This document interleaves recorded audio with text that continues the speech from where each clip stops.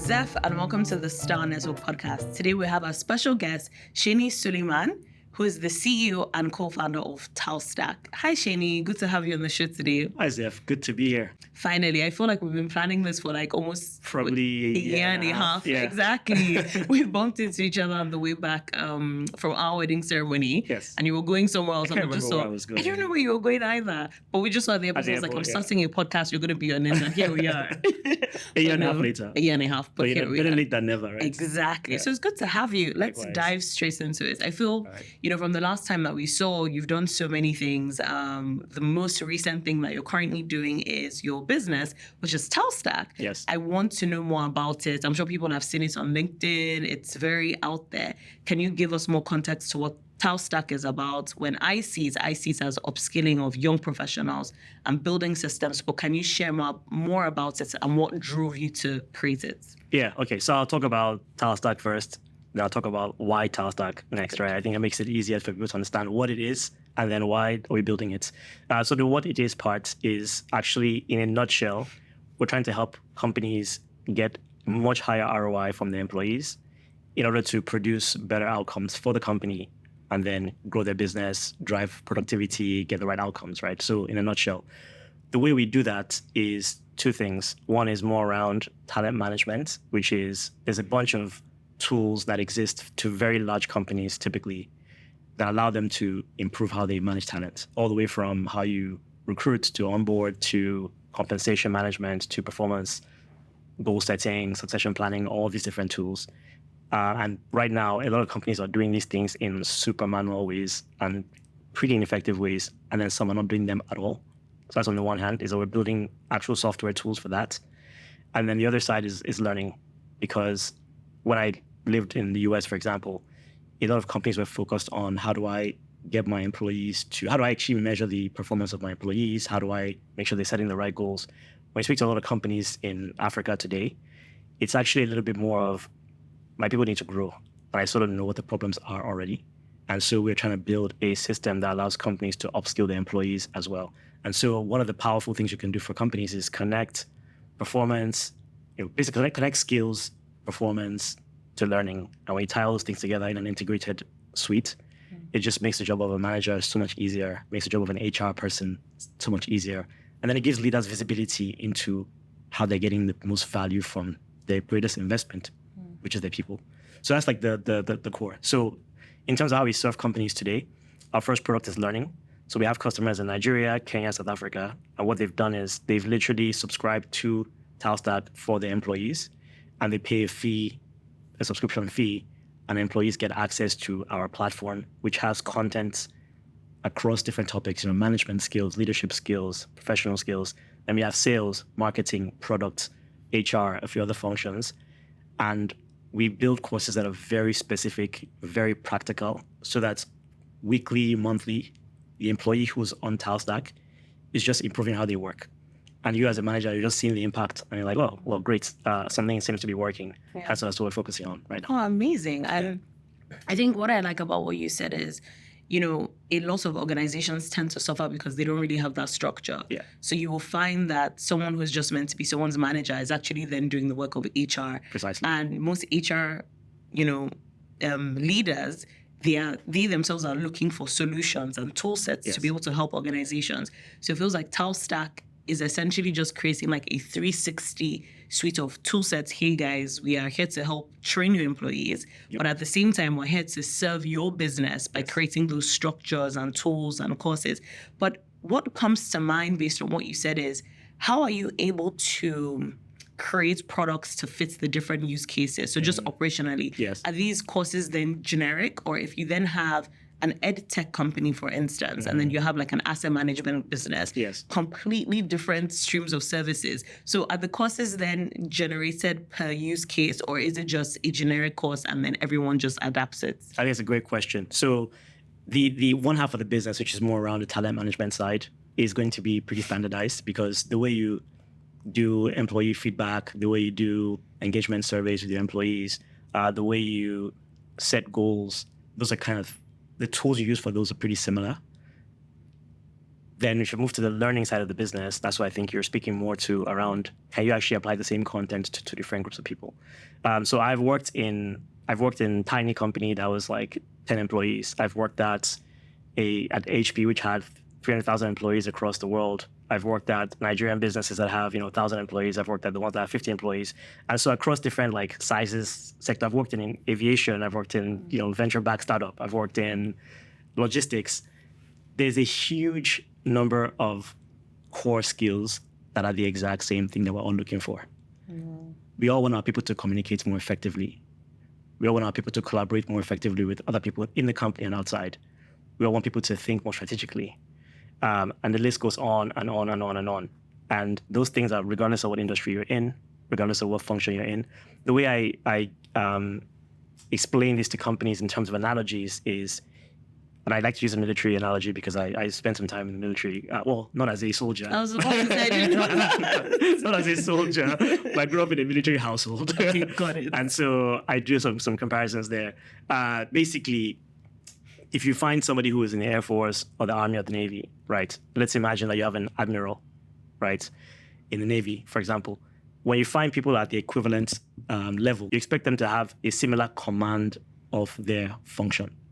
So let's say you're a senior officer, then your ability to be strategic, your ability to inspire your team, your ability to give guidance and set like very effective goals, your ability to set the bar for excellence, things like that are actually regardless of what function you are in. So maybe in one discipline, you need to know how to command a fleet. In the other one, you need to know how to command tanks. And maybe the other one, you need to figure out how to like manage a fleet of aircraft. But it's the same skill set. You apply the same skill set in different contexts. So if you find a manager in insurance versus a manager in aviation, the industry knowledge is where a lot of difference will come from. Correct. So we are currently focusing first and foremost on what are the things that we've heard from, we spoke to hundreds of companies and asked them, like, what are your biggest problems?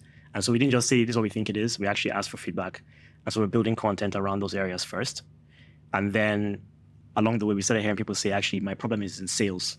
And so I want to give people access to sales content. So we started building sales content. And now we're actually starting to hear what you're saying, which is companies are saying, okay, great. I'm in the insurance industry and I'd like my people to have a better understanding of the industry. So can we actually create some content that's industry specific? But for us, we don't do things company by company.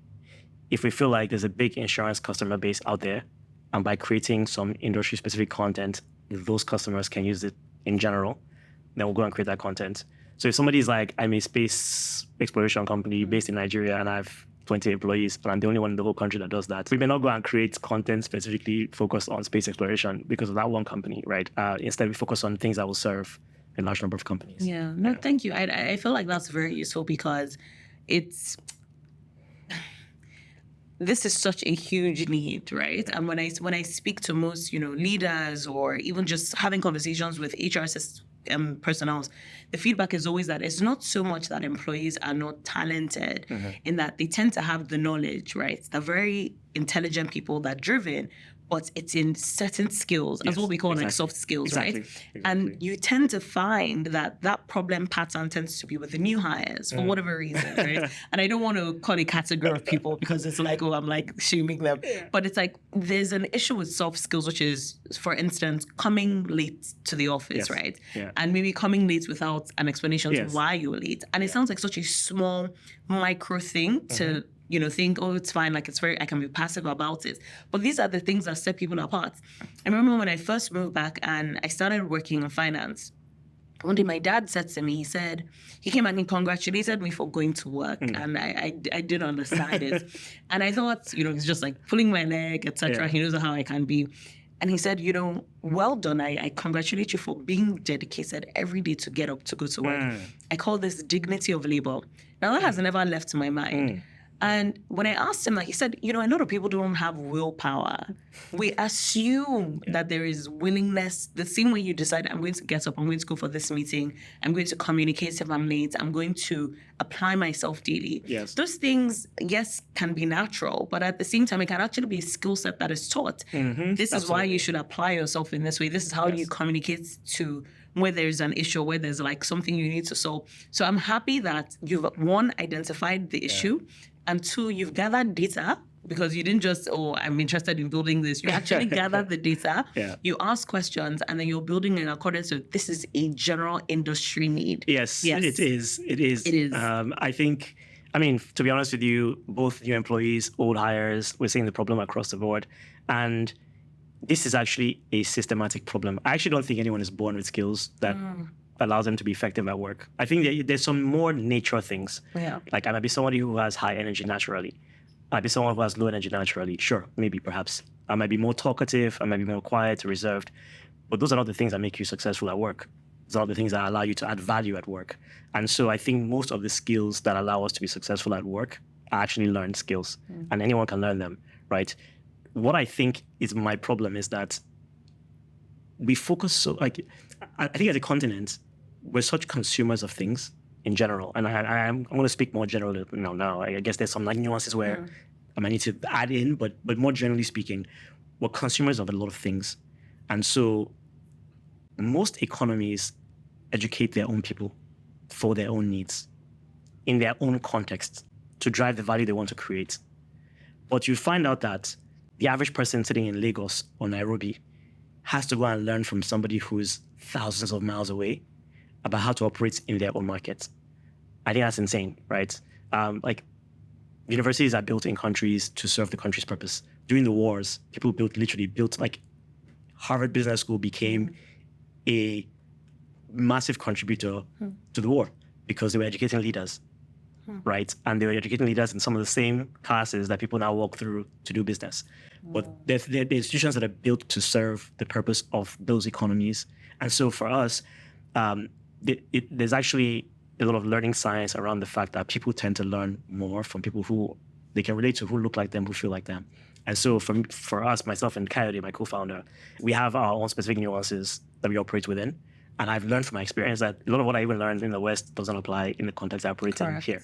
And so how do we find experts who have done the hard work, who have the experiences, who have like actually been in the battlefield, right? People that are VP of operations somewhere, head of HR somewhere, COO somewhere, whether it's a big company, small company. Let's get them to extract their insights. They don't do that today, right? Yeah. Maybe they mentor a couple of people here and there, but you don't see them really contribute. They don't write books, they don't write articles, they don't speak. Let's get those people to download their insights, turn them into like really structured content that someone can apply to get better at their work. That's really what it is. Yeah. So that, and thanks for even being very clear about that. So the content is driven by the leaders specifically. By experts, yes. So it's not, if I wanted a demo, for instance, it's not Seni and Coyote. It's literally this leader breaking down, here are the steps to be a better manager. Exactly. Oh, fantastic. So Seni and Coyote have taught some courses based on our own experience. Okay. But if you go on our platform, we're a minority, where we have people, we have, maybe I shouldn't name names for the sake of, come find out by joining, by subscribing to our platform. But we have like the CEO of Paystack teaching the course. We have the former CMO of MTN teaching the course. We have like VPs of operations. We have CEOs, and they are driving the content in collaboration with our team because we know that the expertise is in the operator, the person who has done it. So we're not just sitting down and trying to make up, stuff. It's like, let's actually get experts to teach. Well, no, thanks for sharing that. I think another thing that you mentioned about how countries build institutions for their own purposes. Yes. And although Talstack is largely driven for companies and talent, I started thinking in terms of citizenship, and I'll tell you why. And maybe I'm deviating a bit, but I want to mention it. When I go out and, for instance, there's traffic, and then you see a car that is you have the right of way, but this car is trying to get in front of you and, they're shouting at you. Yes. They assume that they are in the right because of their own personal desire of, I need to get to where I'm going, right? Now, when I look at little things like that in my mind, it's chaotic, or there's no structure. Or even just little things like you are in the supermarket. Yes. And maybe everyone is rushing, but there is no queue. I'm just giving this a very nuanced examples, but there's no queue. I don't know why my attention tends to notice these things. And I ask myself, why is it that if I'm in Sainsbury's or Tesco, it comes naturally to the people there to stand in a queue? And I know these things sound very small, but it then, for me, the way that I think about it is that if they apply these, like, is it a skill set or is it a way of thinking or a way of life? If this behavioral patterns can be adapted in our market, will things be better socially for people? Yes. I think so. So I felt like yes. hearing Talstack is so interesting because it's addressing a company problem. Yes. But I think that could it then scale to become, and maybe it's something Talstack does in later, or maybe someone else gets this idea, but could there be a variation where it's applied to social behaviors for just, what do you call it, like citizenship or patriotism or just humanity, right? You don't cut someone off in traffic, or you see someone needs help on the road. Right. What is your first human instinct, patriotic instinct? A lady is in trouble, rather than taking out your phone and recording it, because in Nigeria we laugh at things like that. What is the human approach, or what is the societal behavior to solve that problem? And I feel that when we start adapting these things, it then changes from people's behaviors to then holding government accountable, to then holding private sector accountable. And then you create a better society as a whole. So that's just where like my mind is thinking as you were saying, no, this is why we're doing it. And I was like, this should be applied in general as a, I don't know, like citizenship course practice for Nigerians. It's an idea that I always think of. It's like have billboard signs that says, stand in the queue, don't cut people off in traffic, and put like pointers. Oh, say thank you, say please, have respect for it. I think that it will actually change. I don't know what you think. Am I going off? No, actually, I think it's. I'm smiling and sort of like nodding because I've come to a point where I try to think of like micro, but at the same time keep the macro in view. And so I mentioned I was going to talk about what Talstack is and then why Talstack, and I think you're literally explaining the why for me. We believe that fundamentally, companies also have a big role to play in driving culture and sort of civic society, right, in many cases. And if you can't even get these things right in a company, people are always late, people don't show up on time, people don't like give feedback or communicate properly, etc., then you can definitely not expect this to happen sort of just freestyle in society in general. But that is the problem we're trying to solve, is that we have a society where some of the fundamentals are missing. And so people are just not equipped to be productive in some cases. And also, I think more beyond even that, I think there's this idea of being a responsible member of society that is missing at times. Correct. I don't think we can tackle some of the greater stuff, but I actually think that one of our own desires is that we can be successful in making this happen in a way that then allows a lot of other people to see that there is profit in this space and then step into the space. And perhaps they will come with different ideas, right? So we are inspired by other players as well that are in the same space. We're focusing on sort of corporate talent right now. We have a vision of eventually going into schools at perhaps in your final year of university, or maybe your third year, fourth year, you're beginning to actually onboard on Talstack and taking courses that make you much more equipped to be successful at work. Correct.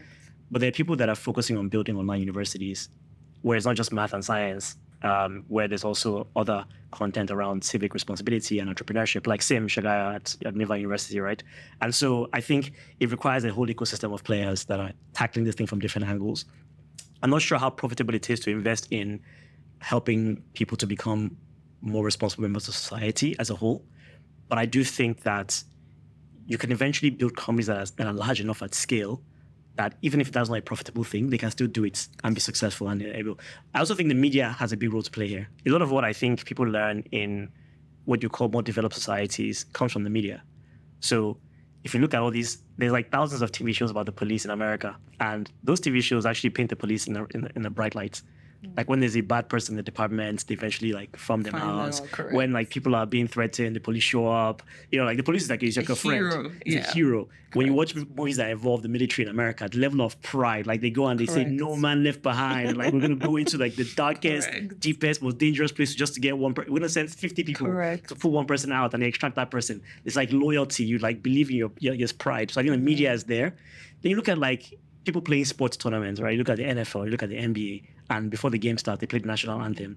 People stand up, and then they even bring the military to come and do some parade before the thing starts. And so I think it's like a whole ecosystem. And you know, hopefully we're just one player in that broader thing. But this is where this is the why. Is can you enable people to just understand in a very practical way what they can do daily, weekly, monthly to just drive more value. So I'll end on a quick note, which is we had a presentation by Maiwa McKinsey a couple of days ago. I was at a retreat, and essentially two of the biggest factors around GDP are, what's the population growth like, and then what's the productivity of the people in the country. And of course, our population is growing, but our productivity is not really growing. Yeah. And so the question became, how do you improve productivity? We're very unproductive, like, if I'm just being very honest, right? Part of it is like, investing in the agricultural sector, et cetera, et cetera. But even if you look at our corporate, we're not very productive as a whole.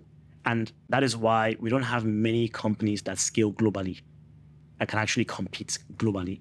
Because the talent, like while you are trying to get from step 1 to step 3, the person that built a company in Estonia has gone to step 7. And that's Estonia. We're not even talking about like the US now or China or, India or elsewhere, right? And so I think for us, it's how do we get talent to become more productive, to become more capable, to be able to drive more value.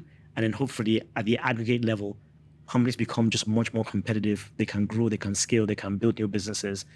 That's something that just like really inspires me. Yeah. And in a very selfish way, I know that every time I interact with a problem in this country or the other country, it's a talent problem. And so if you can help talent to become more effective, then perhaps like we'll have better just infrastructure in general, better services in general, and I can arrive here on time. Correct. I'm happy to actually hear that this is like the broader vision. Yeah. And I think it's what you said, like at the end of the day, you can't solve everything, Yeah. but you can start with a subset and then there'll be a trickle down. Yeah. And what you said was very important of if you can get the talent aspect right, because talent is people. Yes. It's people who then get ideas to build better schools, healthcare, Yes. roads, Exactly. advancements in technology. So once you can get that right, it's almost like you're creating that ecosystem for then civic society has to then be better. It can be this or that. Yes. It's just, it will then eventually get better. Let's get into more personal. Earlier on you touched about like your careers and all the different things that you've done, and I'll get into that. But your most recent role, right? Ex-VP of Global Operations for Andela. And, when you left the company has actually reached unicorn status. And I know, I read, let me not say no, but I did research and I read that it grew about 400% during your tenure there. And when people hear about Andela today, it's just good work, right? It's an organization that has brought so much value in terms of just like talent sourcing for software developers. It has created such a niche for Nigeria. What has this progress for Andela validated for you at the time when you were there and just looking back? I'd say probably two things. The first is at a fundamental level, I actually think this thing that we say about how brilliance is evenly distributed, I fundamentally believe it. That if you take anybody from this country and you at age 3 and you place them in the same context as anyone from anywhere else, the outcomes will be very similar. I think we're capable people. And I'll give you like an anecdote that I think just brought it to life. So there was an engineer who had a team that he was the lead of. He was like a team lead, and the team was international. And so he would wake up and get to work, and I guess they were in a different time zone, so they're in the US, so then they'd wake up. And eventually, like, his mother would pass by and see his laptop screen, and there'd be white people on screen. And she's like, oh, this is your managers or whatever. He's like, no, they're my employees, they're my team members. Good. And she's like, wait, hold on. So these people report to you, like they wake up and they're reporting to you. And she couldn't understand. She couldn't wrap her head around it. And of course she was like ecstatic and everything else. But if you looked at where that person came from and where they were at that point in time, it didn't add up. And that story is like one of many. Correct. Of people going to companies and then playing such an important role that the company themselves tried to steal them from Andela. This back when we had a different model at the time.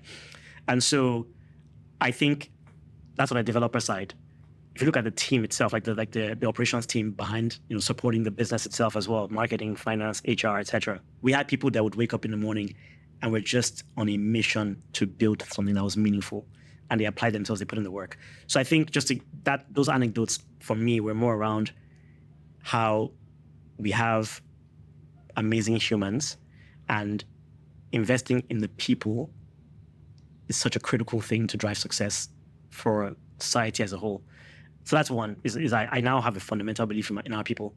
I think that like many other Nigerians, I have an abusive relationship with the state of Nigeria, because one day you're feeling like this hope. The next day you're feeling like this is definitely not going to ever work. And you fluctuate back and forth depending on what's happening that week. But I have an unwavering belief in the people. And I think a lot of that came from my time at Andela, where I just saw what was like how much we could unleash our potential and how we were just engaging at global levels and succeeding, right? So, and of course it makes sense. Like I spent time abroad and I was successful working with people elsewhere. Do I think I'm exceptional? No, I think there are many Nigerians who are smarter than me and placed in the same situation I was in would do even better than me. Yeah. And I got to witness that and see that in real life at a larger scale. So that's one. I think the second thing is I'll say, maybe we can take credit for, and not just me, of course, because I was not even a founder at Andela, was I think we brought a huge wave of investment into Africa directly, but more importantly, indirectly, right? There are a lot of people that were like, I'm hearing what's going on in that place. And so clearly, like, there's something interesting there. Let me go visit. Let me write a check into a company there. Let me take my company and see if we can expand operations there. Let me try and hire people there. And so this new wave of like global opportunities, African talent, I would say we played a big part in supporting that as well. There are a bunch of other companies that also made that happen. But I think Andela played a big role in like putting a brand on Nigeria and on Africa and saying, there are some people here and you can hire them and they'll come and kick some behind. Right? Yeah, I love to hear that. And when I read about Andela, I was like, this is amazing. It's essentially people from all over the world are trying to talent source, but they're literally coming to our markets to get that talent. Yeah. And I love to see it, right? Because this is a success story. And it's what you said about the intelligence of just Nigerian people. I fundamentally believe, and I say this all the time, that we are one, very capable people, resilient, but very, very intelligent people. Yes. And as much as I support, talent exploitation, because one, visibility for our nation as a whole, it supports the economic objective and financial objective of that person who is leaving. I'm also very big and quite sentimental on why do you need to go anywhere? Like, stay here, use your talent, feed it back into your country, and let's actually build great things. And I know eventually, like, it will get there. Yes. But like you said, the beauty is that sometimes talent exploitation doesn't necessarily need to be the person is physically leaving per se. So it could be, I'm a software developer and I'm working for a company in the US, but I'm here and I'm doing other projects on the side to be able to contribute and give back. Right. But something that I remember about Andela is when Mark Zuck came to Nigeria in 2018. And I remember just seeing the news articles, he's in Andela, he's in CC Hub, he's doing all these different things. And then I saw Shini's picture, I was like, what is it? I'm like, what's going on? And I remember at the time I was like maybe like 3 months into like my professional like work experience, being back. And I was like, this is amazing. What are these people doing? Like, what is the secret? That was what was on my mind. But I think most importantly, when you look back, right, on that experience, I was watching the video and I think it was Andela who was speaking and he was saying, this is so powerful. I don't even think people understand the weight. Yes. And it's so funny when he said that, I had goosebumps and I was like, this is such an alive sentiment I can resonate with, because when I saw it then, I felt goosebumps. I was like, this is very powerful. Yes. And when I started researching again ahead of our interview, I said, this is still extremely powerful. It's a moment that you guys will always hold. Yeah. It's a moment that Nigeria will hold, right? But at the same time, what has it revealed to you about the greatness of African talent, or specifically Nigerian talent, from that one visit alone? I guess I'll first of all say that was like a surreal moment, to be honest with you. I pretended to be fine and normal, but inside I was like, what the hell is going on here? It's insane. I think somebody captured it well. They were like, basically just said, I'm in the room with Mark Zuckerberg. That was the statement they made. And like all of us just got it in that moment. So I think it's a lot of what we said, to be honest, right? It's just the incredible nature of our people, simply. I think I'm going to say something positive and then maybe something that's not so positive, right? We have like tons of crude oil in Nigeria, metaphorically speaking, in terms of people. I don't have enough refineries. And so you don't get the refined products at the scale that we need to have it. I think a visit like that shows you what is possible if we could refine more of our crude. he didn't show up to Lagos because it was like a fun vacation. Like, Correct. yeah. Let's go to Lagos. Yeah, let's go. Yeah. Let's go and play in Lagos. It's probably not where we'll be top on this list. Exactly. He came to Lagos because through a bunch of different things, it was presented to him as a place that there's value being created and he should witness it firsthand. And imagine how normalized that would be if we were at our full potential. I don't think people in China or India or now Saudi Arabia get surprised when global leaders just pass by their countries. And so for us, on the one hand, I think it was a statement and a testament to just how incredible our talent, investment, and the results we begin to show was on the one hand. But for me, like maybe the week or two after, it quickly switched to this should be normalized. And how do we get it to become normalized? And here's the gap between where we need to be and where we are. And I would say I was actually not happy for like maybe a week. I can understand that. Yeah. I was like, man, that was exciting. And then he's gone. And then we're back to where we are. And how do we make that normal? And a bit of a conflict for me personally. No, I actually understand that gap. There's this expectation for more. Yes. So I like what you said. It's very strong in that when you experience something like that, such a visit, and I think the article I read said the greatest technologist, and I was like, oh yeah, okay, that's the term, technologist. The greatest technologist of our time, Mark Zuckerberg, came to Nigeria and he visited Andela. I can then imagine when he leaves, it will have a void because then it shows you a lot of inconsistencies. Yes. And it shows you that there's still so much that we have to do. Yeah. Right? It is exciting and it is promising because if he's able to come and visit, it then sets the tone for other great leaders to want to come and visit because it's like, what is it that he sees that we haven't tapped into yet? So I guess the message is then to be encouraged, to stay hopeful, and that it will become the norm eventually. Yeah, and I guess we saw Jack Dorsey a few years later. Oh, yeah, that's true. Exactly. And by the way, two completely different personalities. It's very interesting. Like interacting with them was so different. I guess that's like story for another day, but it was also interesting to see how I think a lot of people have like a picture of what a even if it's a technologist or like a global CEO or like a large tech founder or whatever it might be you want to call it, how they would be, how they interact. And it's just these two guys, they're completely different people. Can you actually share a bit more about that? Because I think the audience will benefit. Yeah, sure. Yeah. So what are the differences between the personality? So I think, first of all, Mark is slightly awkward, right? But he's very warm. And a part of me wonders if that's something that he's been groomed to become versus like a natural thing. I think people have a perception of him. But over the years, he's like actually done a lot of work on trying to evolve himself, right? And so like he was sweating when he arrived because they walked from CCO to Andela. And he like literally walked on the main road, the same route that Nigerian politicians will have 50, mobile policemen and machine guns. This guy just walked with his bodyguards. I bet you if you tried to do anything to him, like in half a second, he probably evaporates, right? But it didn't look like it. Correct. But you knew that, like, I'm covered. Yeah. So they walked over, and myself and Nad and one of our colleagues, Wambui, we're waiting for him outside, and he arrived, and he like basically says, "Oh, hey guys, I'm Mark." It's like, you don't say, like, we know your whole life history. So like he shakes our hands. I'm like, hi, I'm Seni, and not, everyone introduces themselves.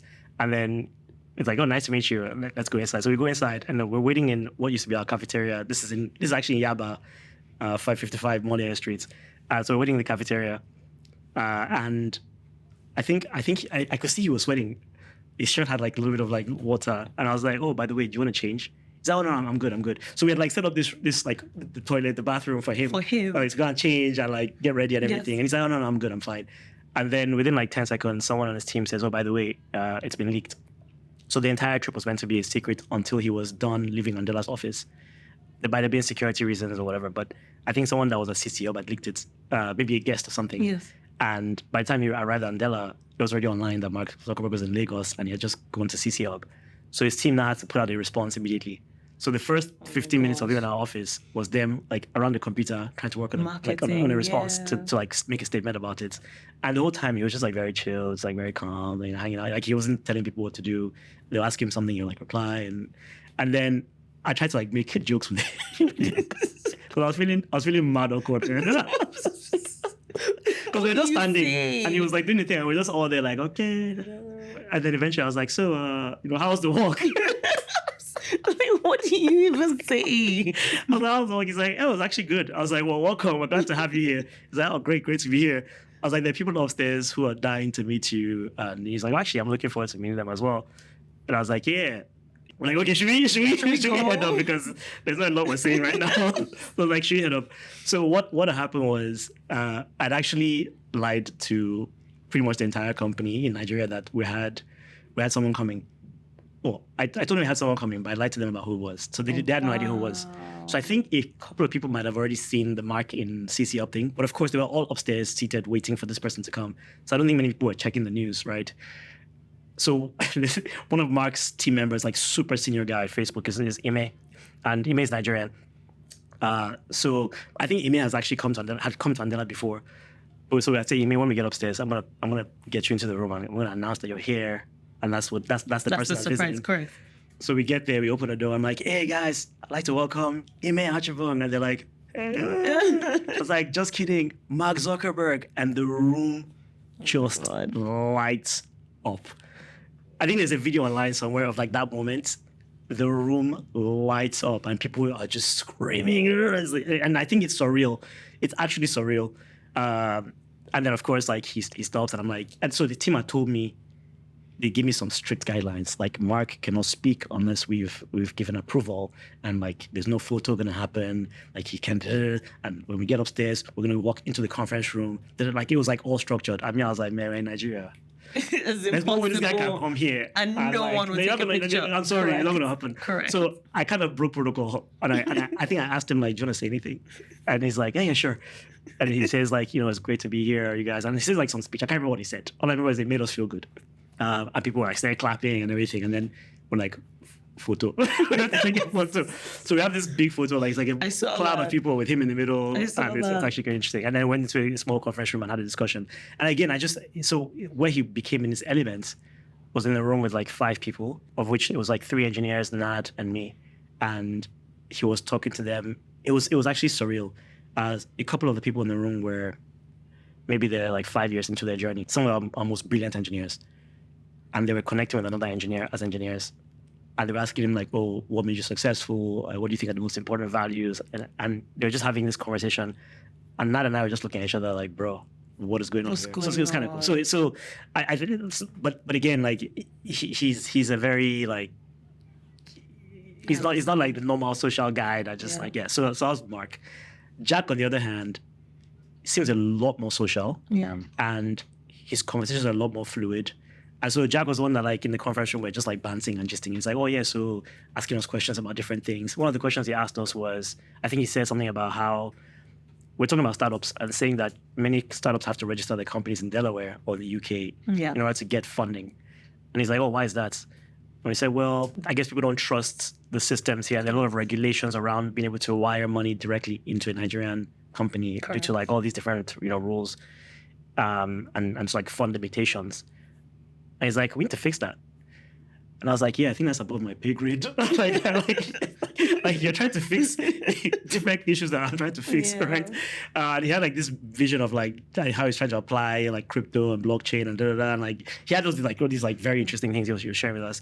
But a lot of things he was saying, I'm like, bro, like you're literally a multi-billionaire. Yeah. And so like you have the luxury of focusing on that problem. I need to make sure that next week I hit my KPIs. So on different levels. And then we actually asked him if he was so my friend Remy, that I was CEO of Space Finish, actually was one that his friends were part of the team at Twitter that actually brought him to Lagos. So Remy actually hosted a gathering in the evening at his uncle's place in Ikoyi. And so a bunch of us were there and like Mark was there, Jack was like, oh yeah, what foods are there? What's the food I should try?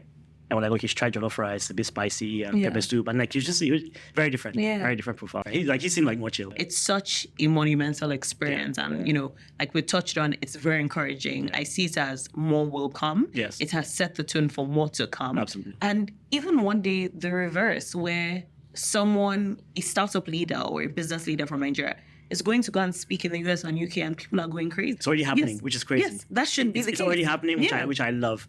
I don't think we document these things very well. Correct. But it is actually happening. Yeah. And you're right. It's not calls it the reverse pilgrimage, which I think is pretty cool. Right? That's very powerful. Because usually it's like one way now. Yeah. But interestingly enough, I think something that Coyote and I, my co-founder, talk about a lot is how can we play a role in helping companies to achieve that, because their talent is so well equipped to deliver value. Where when you go to a conference, and even for my team, I tell them this all the time. I'm like, when you go to a conference and the conference is people in your space or your industry or sector, will they want your business card, or will you be the one begging for their business cards? Oh, we don't use business cards anymore, so maybe it's LinkedIn profile. But are you going to be the one trying to get things from them, or will it be them trying to get things from you? And I think that's actually a very powerful thought to imagine. Right? Yeah, no, correct. And I think, that's a very beneficial statement. I want to add to that. I'll just leave it there so people can it'll sink in. But no, Seni, thanks. You've shared so much. And, someone listening to you and all your experiences, I think what may come to mind is your education, your career decisions. You went to HBS, you have had such a diverse work experience. Like you mentioned, you worked in a business jet airline, which is Bristol. You have work experience in Bain & Company. You have work experience in HP. You turned down Google, ex-VP of Andela, and now Talstack, right? One may think, how has all these different experiences and you navigating, this is the path to take, how did it lead you to your now? Or rather, did you always know that you are going to end up where you are today? So therefore, you are very intentional about, these are the career paths that I need to take to get me there. Because I think people have ideas, they don't know how to navigate the developments that will take them to that idea. So whether it's going back to school or whether it's applying for this specific job that will give them that skill set or exposure, there's a lot of confusion in the transition. Yes. But it feels like when I read your bio, it's very diverse, but it has still brought you to building systems and productivity for the end goal of how do I just make things better? Yeah. So can you give more context to that? Yeah. So I think maybe the first thing I'll say here is I've watched a lot of people that I know also speak about their experiences, and they make it sound very nicely weaved together and packaged, and it's like, that's BS. We all stumble upon things right, along the way. So for me, my experience has been a bit of stumbling upon as well. But I would say that people underestimate the power of focused thought and plans. So while I may not have said, I want to work at this company and then this company and then this industry and that industry, what I have done pretty much always has been to have a vision for where I want to be, right? And usually it's like 5 years. And I'll say, here's a journey I would hope to be on by the end of this time frame, right? And then 1, you make it a bit more practical for yourself. 2, you tell everyone that you know about that. And 3, you just start moving with intentionality, and things will find you. So I'll break that down into like real concrete terms. When I left uni, my focus was, I was an engineer in school. I studied engineering, and I wasn't a very good engineer because I kept asking questions that had nothing to do with my work. So I worked at a company where it's actually called Emerson. I think many people might know Emerson. It's like a very big, large global industrial company. And I'll leave my job of like testing things in the lab and like building circuits. I start asking that, but why are we putting this component in? So the company made like microwaves and like dishwashers and all these. They made components that went into them. And then in some cases, cars. And I'd be asking, so why are we putting this component in microwave? Like, what brands are we working with to supply them as well? Why, which plant are we manufacturing in, and why did I do it? This is not your job. Just go and focus on building the circuits and like leave that alone.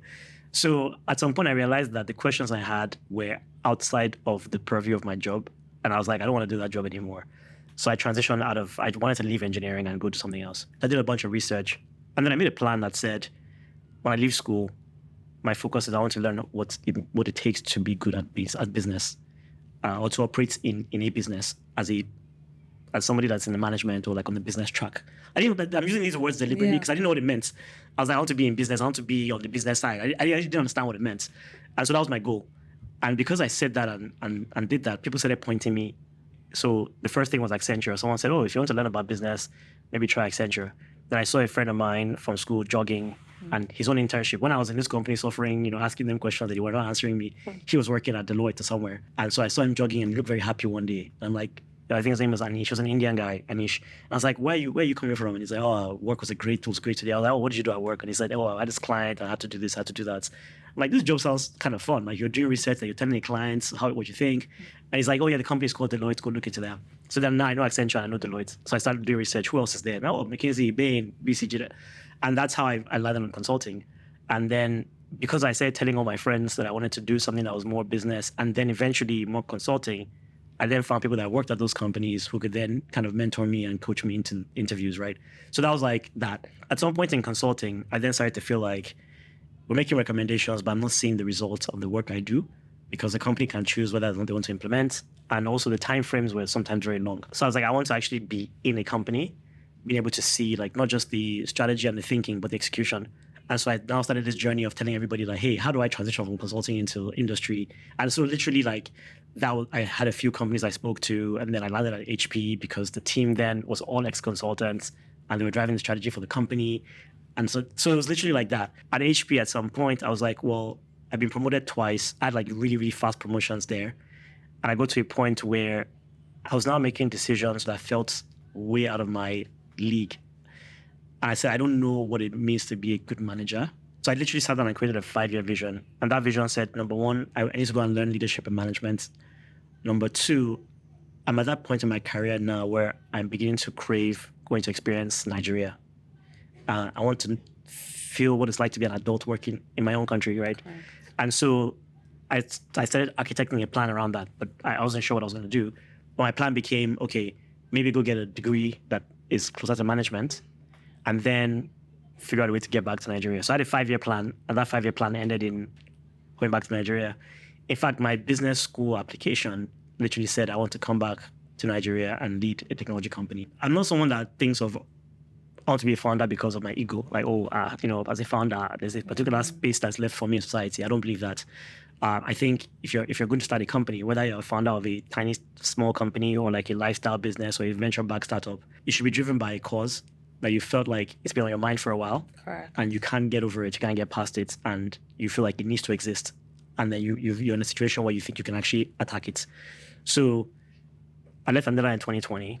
There was a challenge I faced at Andela that I was like, who's going to solve this? And I kept asking people like what they're doing. So one was, we got to a point where it wasn't about recruiting. It was about trying to grow the people that were in the company already. But of course, when someone's working for a year or two in a particular company, now the bar gets even higher. And if the company is moving forward, the person has to catch up, right? So I was like, there are team members who I felt I need to figure out a way to get them to grow faster. And when we're very small, it was easy for me to mentor them directly. As it got bigger, I'm like, I don't have time. So I started asking people, how are you managing this problem? How are you solving this problem? How are you doing this? And people had different hodgepodge things, but there was no like cohesive solution. Larger companies in the US, in Europe, for example, they have tools. They have strong tools. They have strong processes. They have systems, which is what we're building for Africa, that do this to help them with this, right? So again, my goal then was I need to find the person that's solving this problem and go work for them. And if that doesn't exist, and I've looked around, I'm like, this needs to exist. And I've de-risked myself financially. I've de-risked myself in terms of career. Like if I ever need to get a job, there's like a ceiling, there's a floor I won't fall below, right? And so this problem needs to exist. No one seems to be solving it. Let me go do it. And so I didn't even know like exactly what way in which I would like manifest the idea, but I knew the problem space and I was like, I'm going to do it. Now, to be fair, I was a chicken as well because I had this idea in 2020 and then I like sat on it for a while. And in 2021, a combination of post-COVID, NSARS, all these different things, I think they made me feel disillusioned about Nigeria as well. I was like, I don't know, maybe I need to take a break. So I literally left Nigeria. I went to work in the US again. I was CEO at a venture-backed company as well, at a startup. And I left after 9 months because I wake up every week and I'll go on LinkedIn and I'll see a friend of mine in Nigeria building something or in Kenya building something. I'm like, man, that's where my heart is. Like that's actually where my heart is. This is what I'm doing here. So it became like a grind at some point, and for many different reasons. But ultimately, it was like I didn't think the company was the right fit for me. I didn't think the role necessarily was what I was excited about. Even I convinced myself it made sense, and then my heart was just somewhere else. So I came to this Tutu Fellowship. I joined the Archbishop Tutu Fellowship. I think it was in 2020. one or something. I can't remember one. But anyway, I went to the 2-2 fellowship session we had, and now it's all African people doing things on the continent. And I was like, yeah, this is what I want to be. So I literally, after that thing ended, I resigned from my job. It was like December 2021, resigned from my job. And I started making my plan to like sort of make my way back in terms of at least work-wise to build on the continent. So I think maybe the thread that weaves through all these things is I'd always just said, I want to get here. So initially it was, I want to learn about business. Then it was, I want to go and learn how to become a leader. Then it was, I need to find my way back to Nigeria. And immediately after business school, I bought a one-way ticket to Nigeria. Then it was, I want to learn how to create. So I worked at a large company in America, right? I want to learn how to create new businesses. That was Bristol. And Bristol was a very unnatural thing. My friends were like, this is a 50-year-old company that is boring as hell. How are you going to innovate? You had jobs, you had opportunities at Google, I had an offer from Facebook as well. I turned them down and I came and I was like, what are you doing there? But Bristol was trying to build a new business. So that teaches you. And I'm like, and they're tapping me, who has zero experience in aviation, to build a new company essentially within this business. And that was what I wanted to do at the time.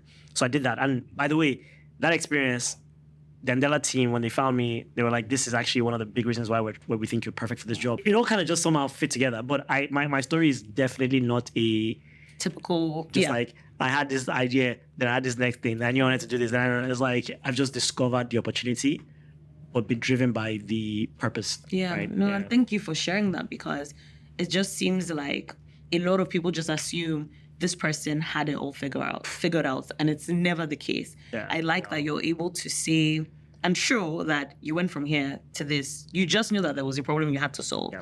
So it seems like the thought pattern that people need to adopt is, one, what is the thing that keeps you up at night, right? For someone, it's education. I just use education. For another person, it's security. Yeah. How are we Healthcare. solving for security? Right. You know, how can we use technology to solve for security? We should have CCTV cameras like at every single bus stop. Yes. Right? Yes. That's an example. That's someone's mission, yes. And if people just look inward and say, this is a generic problem, I want to be able to fix it.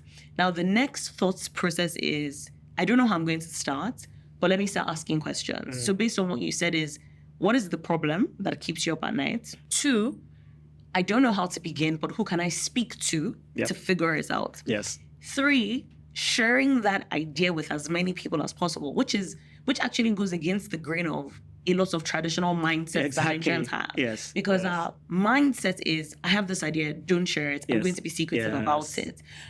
For whatever traditional reason, right?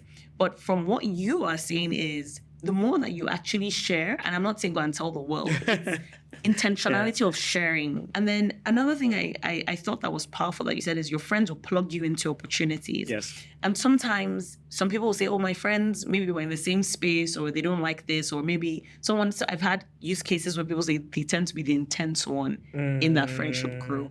And that typically can be the norm. There's nothing wrong with that.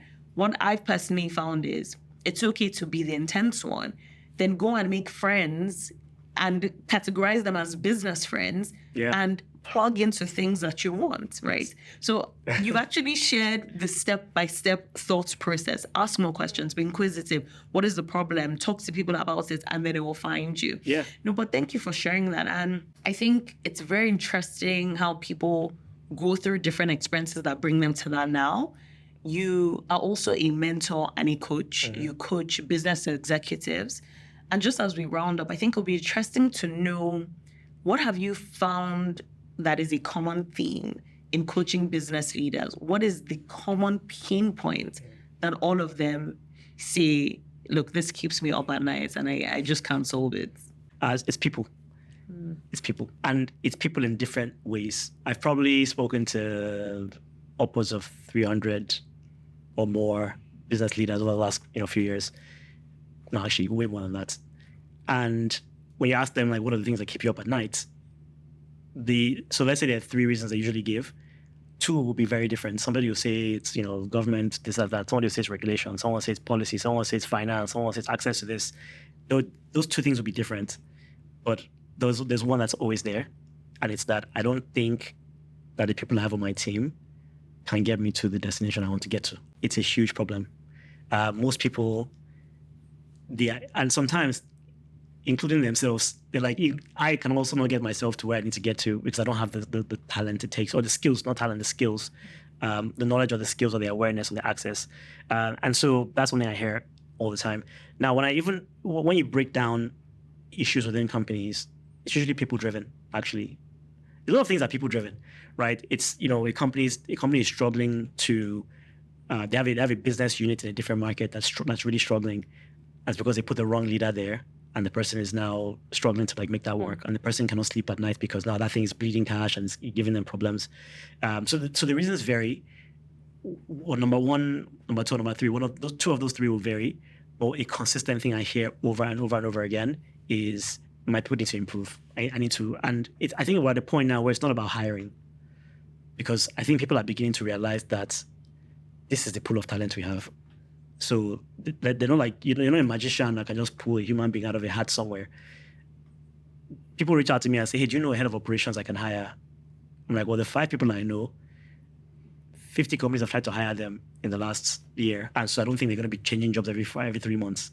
So you might want to groom somebody in your company to rise up. Good. And that's what it is. So for me, I think that's what I see over and over again. Another element I think I'll say around leadership is that we're all slightly insecure. Some more, some less. But when you become a coach, you start to realize that a lot of the problems that leaders face are actually insecurity problems as well. And I think I have my own fair share of insecurity, right? They question themselves a lot. Outside, they're very, I know everything I'm doing, I'm confident and this and that. But inside, it's a very lonely job to be an executive. Not even just a CEO. A CEO job is very lonely. A founder job is very lonely. But even an executive job in a company is very lonely because you need to, on the one hand, you have employees that are looking up to you. On the other hand, you're still employed. It's a job, you're employed. So you have to look like you know what you're doing to the people above you. And the context in which you're not sure it's safe to be vulnerable and all that stuff, right? So there are people that keep things inside and they're under a lot of pressure. They're not sure they can actually deliver. And so these are you quickly move from a business problem to a personal problem, right? And then things happen at home as well. And that feeds into their work. So it's like everybody has baggage they're carrying with them is what I say. And you never know the weight of someone's baggage until you get inside. But yeah, so I'd say between that talent problem that people have, which is a common one, and the personal baggage problem, I'd see that a lot. Awesome. No, thanks, Ginny. And this was very beneficial. And I ask all my guests this before I round up. So what is your favorite quote and why? And because we've spoken very heavily on leadership, what does it mean to be a good leader? Just very quickly. Yeah. Okay, I'll start with the good leader one. My own sort of definition of a good leader is someone who wakes up every day and they think to themselves, how can I make things better today than they were yesterday and better tomorrow than they were today for as many people as I have the ability to influence? To me, that's the definition. If everyone thinks that way, I think our society will move really, really far. So for that's leadership. And it doesn't matter whether you're like a super senior person or a super junior person, you have domains in which you have influence and you can make things better every day than they were the previous day. And that's leadership to me. In terms of a quote that speaks to me, I think it's the one that says, we tend to overestimate what we can do in a short time and underestimate what we can do in a long time horizon. And so we have these to-do lists that have 50 items that need to be completed by next week, and we never actually finish them. But then when we think 10 years out, we're like, oh, these things are not possible in 10 years. And it's actually the other way around, which is we should actually be extremely ambitious about what we can achieve in the long run, and then try to make sure we're not overcommitting in the short term. I like that. That's a very good perspective. Sheni, thanks. This was great. You've shared so much about Talstack. I know our audience has benefited. So guys, you've heard Sheni speak about Talstack, the courses, the upskilling of professionals. You can find them on LinkedIn. What are your social media handles? Talstack. Twitter is Talstack Africa. Instagram is, I don't know, because we don't really use Instagram too much. And then LinkedIn is Talstack as well. Okay, perfect. Yes. Perfect. So guys, go on LinkedIn and you can also search Seni Sulyman for more information. If you love this episode, please don't forget to subscribe to our YouTube channel. You can follow us on Facebook, Instagram, X, and also on LinkedIn. And if you have questions, don't forget to send us an email. Until next time, thank you for watching. Bye.